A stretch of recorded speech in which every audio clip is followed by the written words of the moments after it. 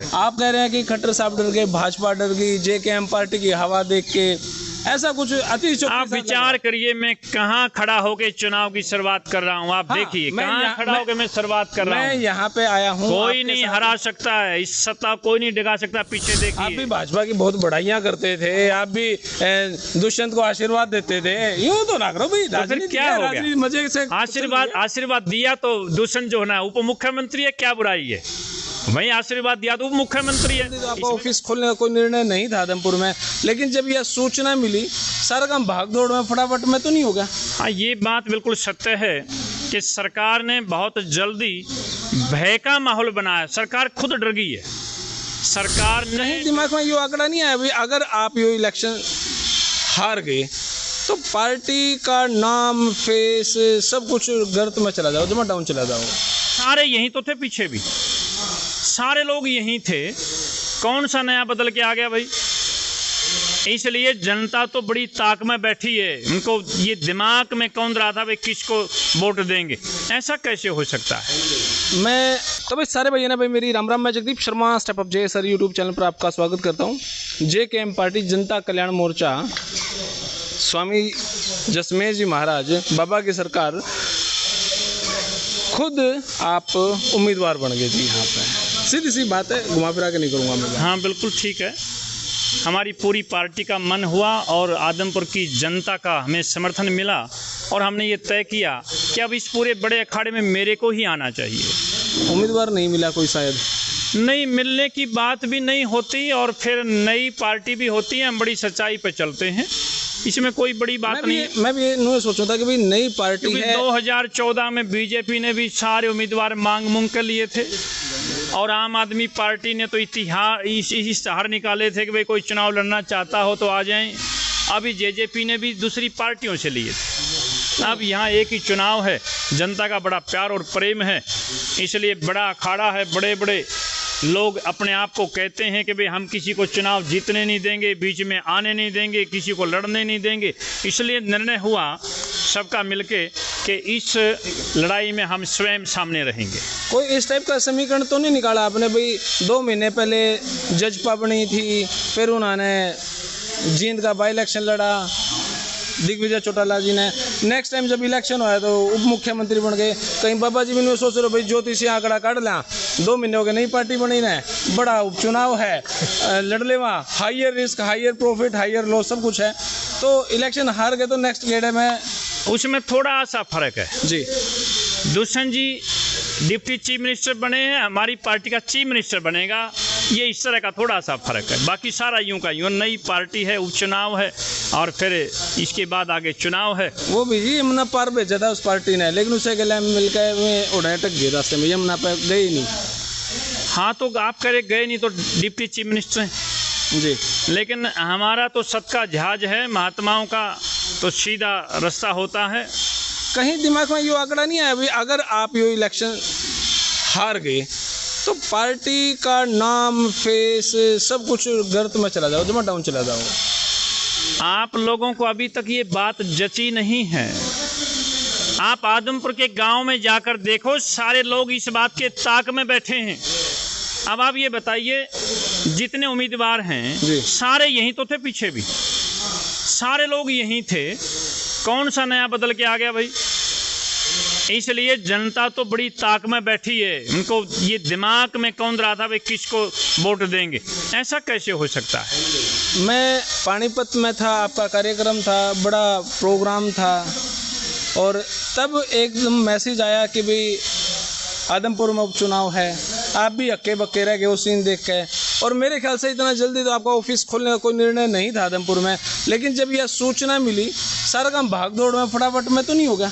हाँ, ये बात बिल्कुल सत्य है कि सरकार ने बहुत जल्दी भय का माहौल बनाया। सरकार खुद डर गई है। सरकार ने डर में आके तुरंत हड़बड़ाहट में ये चुनाव घोषित कर दिया। अन्यथा बिल्कुल क्यों सर? बिल्कुल उनको मालूम है जब भाजपा की हवा थी तब कुलदीप बिश्नोई नहीं आ रहा। जनता कल्याण मोर्चा आ रहा था और आदमपुर आगे बढ़ रहा था, लोगों का प्यार प्रेम मिल रहा था। अगर 2 महीने का समय और रहता तो चुनाव से पहले जनता की आवाज़ होती कि जनता कल्याण मोर्चे का जो भी चुनाव लड़ने वाला प्रत्याशी होगा केवल वही जीतेगा। आज केवल समय कम मिला हमें, हम तुरंत आए। हम 10वीं क्लास में लोकोक्ति मुहावरे पढ़ता था मैं, अतिशोक्ति अलंकार आता है उसके अंदर, और ये कहते हैं कि भी हनुमान की पूंछ में लगन ना पाई आग, लंका सारी जल गई, गए निशाचर भाग। अतिशोक्ति तो नहीं अभी JKM वहाँ पे सर कुलदीप बिश्नोई है, भाजपा की जब हवा थी तब वो आ रहा नहीं। तो ये अतिशोक्ति कहाँ है भाई?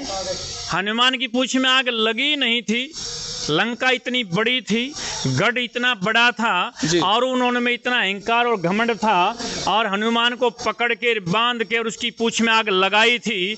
इसमें अतिशोक्ति क्या है? पूंछ तो जली नहीं, लेकिन वो गढ़, लंका गढ़ जल के राख हो गई थी। इसमें अतिशोक्ति क्या है? ये तो आपके मुंह से सुन के मुझे तो बड़ा आश्चर्य हो रहा है कि फिर आप अतिशोक्ति भी कह रहे हैं। जो हो रहा है वो सत्य हो रहा है। आप कह रहे हैं कि खट्टर साहब डर गए, भाजपा डर गई, JKM पार्टी की हवा देख के, ऐसा कुछ अतिशोक्ति। आप विचार करिए, मैं कहाँ खड़ा होके चुनाव की शुरुआत कर रहा हूँ। आप देखिए कहाँ खड़ा होके मैं शुरुआत कर रहा हूँ। मैं यहाँ पे आया हूँ, कोई नहीं हरा सकता है, इस सत्ता कोई नहीं डिगा सकता। पीछे देखिए, शिव जी भगवान का घर है, शिवालय, शिशवाल के अंदर खड़े होकर हम चल रहे हैं। यहाँ पे सारे नेता आ जाएंगे, आ जाएंगे, तब आ जाएंगे अपनी फॉर्मेलिटीज पूरी करने, तब जाने, तब यहाँ खड़े होकर शुरुआत करें। हम तो बाबा का आदेश है, इसलिए अब की बार बाबा की सरकार, आने वाले 2024 की बात मैं कर रहा हूँ, जिसका रास्ता आदमपुर से निकल कर चल रहा है, क्योंकि आदमपुर ने हमेशा एक मुख्यमंत्री को दिया है। अब फिर से जनता कल्याण मोर्चा की 2024 में सरकार बनेगी, और वो आदमपुर से रास्ता चालू हो रहा है। कहीं आप कांग्रेस के राइट हैंड तो नहीं? भाजपा पे टारगेट है, कांग्रेस पे नहीं है, कोई इनेलो पे नहीं है, कोई और किसी पार्टी पे नहीं है। कहीं भाजपा कांग्रेस के साथ राम राम श्याम श्याम तो नहीं करोगे शाम को चाय पे बैठ के? भाजपा को कुलदीप बिश्नोई जी ने और बेटे भव्य ने बहुत कुछ कोष दिया है। अभी वीडियो में सुनता हूँ, आप मुझे कह रहे हो भाजपा कुछ नहीं कह रहे। भाजपा के बारे में कुलदीप बिश्नोई जी ने और भव्य बेटे ने बहुत कुछ कह रखा है, अभी वायरल हो रहा है। मैं सुन रहा था, मैं कल हैरान था, अचानक भव्य बेटा गाड़ी में बैठा आया और बहुत कुछ कहने लगा। बीजेपी ने सत्यानाश कर दिया, बीजेपी ने बेड़ा गर्क कर दिया, बीजेपी को बाहर करो। मैं हैरान था, ये हो क्या रहा है?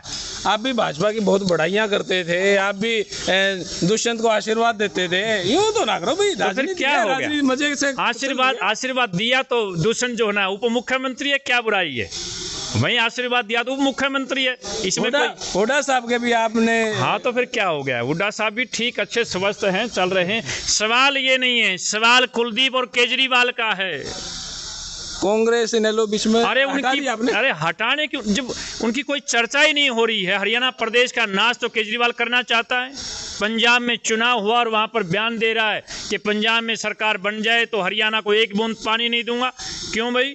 पंजाब में सरकार चाहिए, हरियाणा प्रदेश का बेड़ा गर्क करने की बात करता है, और अब ऐलान करता है और चाहता है कि हरियाणा में मेरी सरकार हो। कैसे होगी? चलो, क्यों होगी? आम आदमी पार्टी को तो हरियाणा वालों ने नगर परिषद, नगर पालिका में शकल दिखा दी, कोई बात नहीं, उनका तो डम्मा के उठाना है जी, मैं तो ठीक है, अपना जुकर भी इलेक्शन लड़ना उन्होंने। लेकिन बात यहाँ पे है कांग्रेस की। तो मैं चौथी बार कांग्रेस का जिक्र कर रहा हूँ, और आप चौथी बार कांग्रेस पे कुछ नहीं बोल रहे हैं। जेपी साहब से मुलाकात हो चुकी है, शायद चाय वाय हो चुकी है? नहीं, जेपी साहब से हम कभी आमने सामने हमारी बातें नहीं हुई हैं, कार्यक्रमों में कई बार। नहीं, हम तो दिल से बात करते जितनी करते। अच्छा, उनसे दिल से हम तो राजनीति का नया क्लेवर लेकर आए हैं। आत्मा से परमात्मा की बात करेंगे, करुणा में होकर बात करेंगे, प्यार प्रेम की बात करेंगे, और लोगों की भलाई के लिए हम व्यवस्था परिवर्तन की बात लेकर आए हैं। मैं आपको बताना चाहूँगा कि हम जब अपनी योजनाओं को बाहर लेकर आएंगे 2024 से हरियाणा प्रदेश में किसी भी पार्टी के पास, किसी भी गांव में एक भी आदमी इनके साथ नहीं बचेगा। हमारी ऐसी योजना और परियोजनाएं हैं। अभी मेरे से कोई पूछ रहा था कि महाराज जी आप ऐसा क्या करेंगे?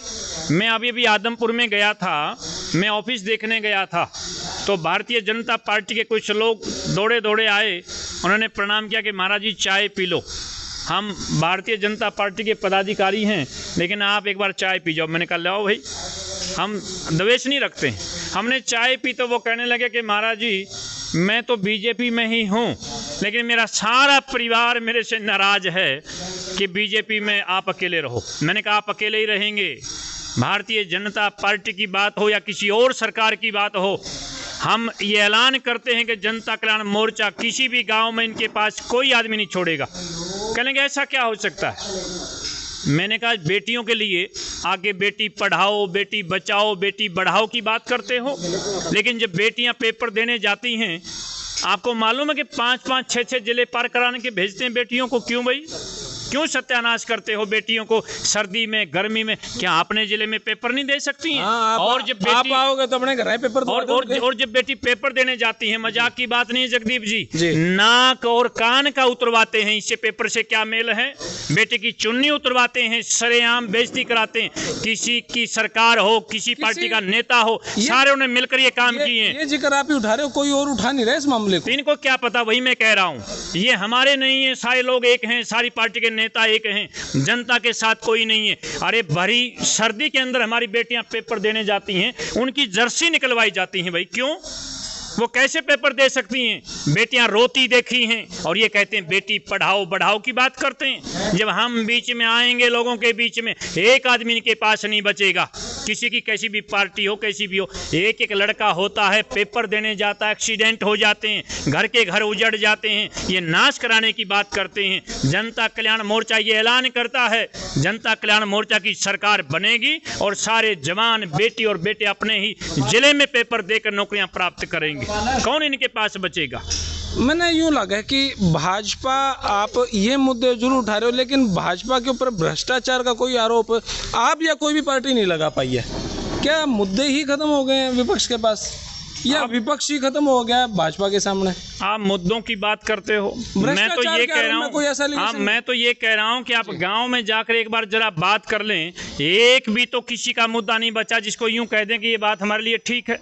एक भी सारे लोग सकते में, सारे परेशान हैं, सारे लोग डरे हुए हैं, लेकिन ये अवसर आया है, ये मौका आया है। और आप इस बात को देखना कि हमारे साथ आदमपुर की सारी जनता खड़ी होगी, जनता जनार्दन होगा। सारे लोग, कोई कहता कि पैसे वालों के सामने कैसे टिकोगे, कोई कहता है कि भाई इन दबंग लोगों के सामने कैसे टिकोगे, लेकिन ऐसा नहीं है। यहाँ पर भी बहुत सारे लोग हैं जो हमारे साथ कंधे से कंधा मिलाकर खड़े हो जाएंगे और इस बात का ऐलान करेंगे कि हम बाबा जी के साथ खड़े हैं। किसकी हिम्मत है जो आकर कुछ कहने की कोशिश करेगा? ये प्रजातंत्र है, ये जनता का, गांव का, देहात का, जवान का, किसान का, महिलाओं का, खिलाड़ियों का, अधिकारियों का, मजदूरों के अधिकार की बात हो रही है। इसलिए हम सबके बीच के हैं, साझले हैं।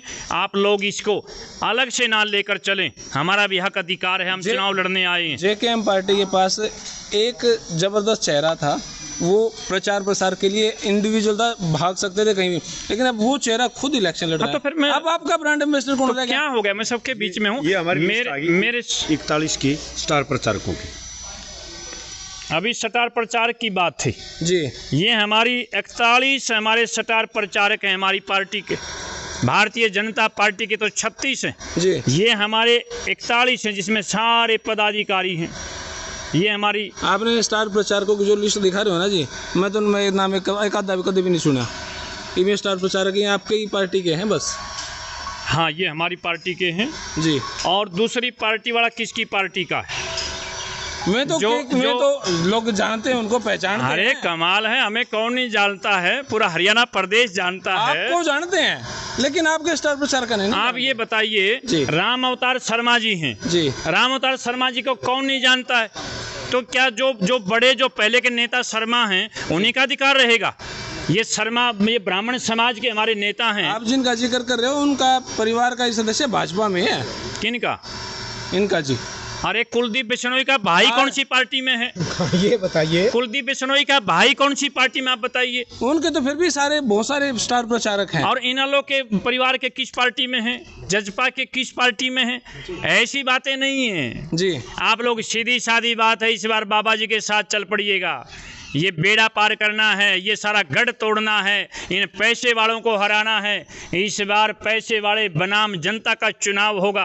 हरियाणा प्रदेश को हिंदुस्तान में नंबर 1 पर लेकर जाना है तो ये आदमपुर से विजय रथ को आगे बढ़ाना है। सबका साथ होगा, प्यार होगा, प्रेम होगा, सहयोग होगा और आप लोगों का भी सहयोग चाहिए। आत्मा की आवाज पे हमारा सहयोग करो जरा सारे मिलकर। जी। जैसे कुलदीप बिश्नोई ने आत्मा की आवाज पर बीजेपी का सहयोग किया था, ऐसे अंतरात्मा पर कृपया आप भी हमारा सहयोग करिएगा। चारों तरफ लोगों से बताइएगा, अपील करिएगा, कहिएगा कि इस बार सारे लोग बाबा जी के साथ हो जाइएगा। ये सारे घमंड टूट जाएंगे, सारे लोग पीछे हट जाएंगे और आम जनता आगे बढ़ जाएगी, जनता का रथ बढ़ जाएगा। चलो बहुत बहुत शुक्रिया सर, बहुत धन्यवाद धन्यवाद। भाई हम तो आत्मा की तो ये कर्स का हमारे जो फेसबुक का स्टोरी है उड़े लगा कहाँ, लेकिन आज बात करके स्वामी जी से लगा भाई हाँ अब स्वामी जी कम राजनीतिक बाबा जी पक्के हो गए। आप अपने कमेंट बॉक्स में जरूर दे। तब तक के लिए धन्यवाद। जय हिंद, भारत माता की जय। Thank you.